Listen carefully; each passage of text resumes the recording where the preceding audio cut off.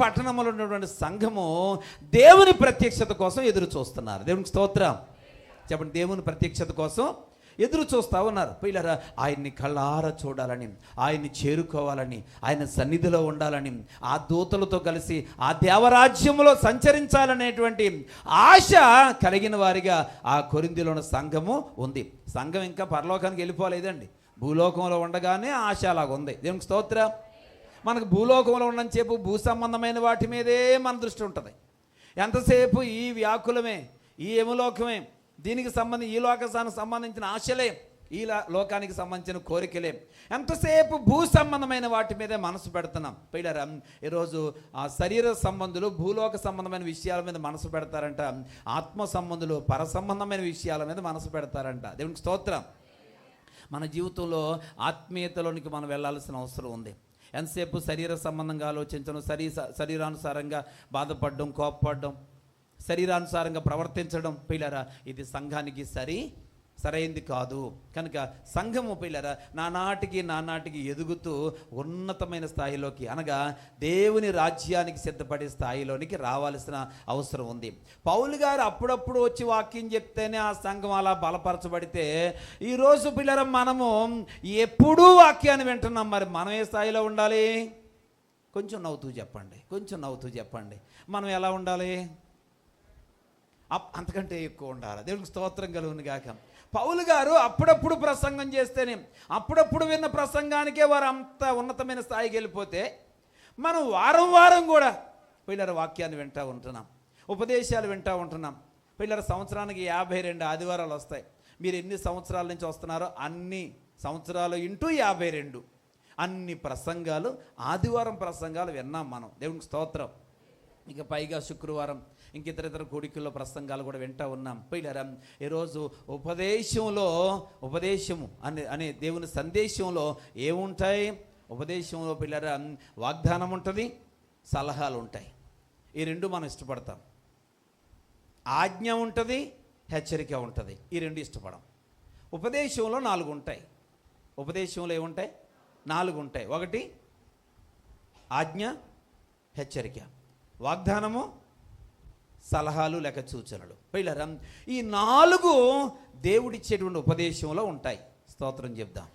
హల్లెలూయా. పిల్లరా, అయితే రెండింటిని మనం ఒప్పుకుంటాం, స్వీకరిస్తామండి. ఏ 2? వాగ్దానము, సలహా, సూచన. పిల్లరా చూడండి, అమ్మ బాబు వెళ్ళరా అని నువ్వు ఇలా చెయ్యి అంటే అలాగే అండి అంట. నువ్వు అక్కడికి వెళ్ళు, అలాగే అండి అంట. పిల్లరా, కానీ అక్కడికి ఎందుకు వెళ్ళలేదు అన్నావు అనుకోండి, వెంటనే ముఖంలో ఆ కవలికలు తేడా వచ్చేస్తాయి. ఇలా చేయాల్సిందే అంటే నాకు మామూలుగా చెప్తే చేస్తాను కదా, అంత గట్టిగా చెప్పాలా, అలాగే చెప్పాలా, అలా చెప్తే నాకు ఇష్టం ఉండదు.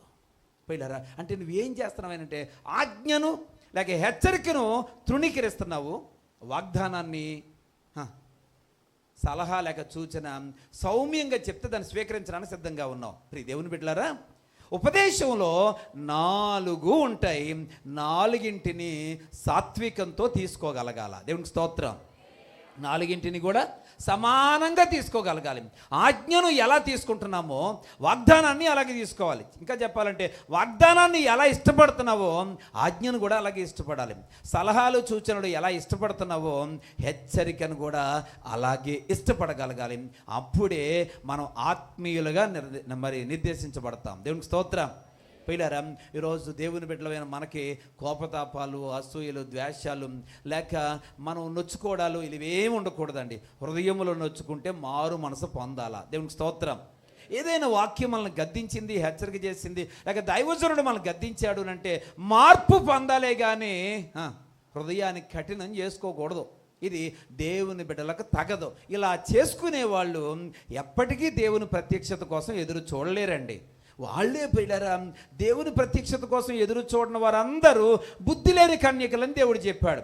ప్రత్యక్షత కోసం ఎదురు చూసేవారు బుద్ధిగల కన్యకలు అన్నాడు దేవుడు. దేవునికి స్తోత్రం. ఈ లోకం ఎవరికి శాశ్వతం కాదు. అందరూ చెప్పే మాట ఇది పాత మాట, అందరి నోట వినబడే మాట, కానీ ఎవరికీ శాశ్వతం కాదు. మరి శాశ్వతమైన లోకం అంటూ ఒకటి ఉంది. ఆ లోకంలో దేవుణ్ణి మనం ప్రత్యక్షంగా చూడాలనే కోరిక మనకు ఉండాలా. దేవునికి స్తోత్రం. మంచిది. దేవుని ప్రత్యక్షతను పిల్లరా మనం చూడాలి అంటే పిల్లరా మనము దేవునికి వాక్యానుసారంగా ఉపదేశానికి లోబడి పిల్లరా దేవుణ్ణి గౌరవిస్తూ పిల్లలు ఒకసారి చెప్తే అది జీవితాంతకాలం చేయడానికి తీర్మానం తీసుకొని ముందుకు కొనసాగుతూ ఉంటే ఖచ్చితంగా దేవుడు యొక్క రాజ్యానికి మనం చేర్చబడతాం.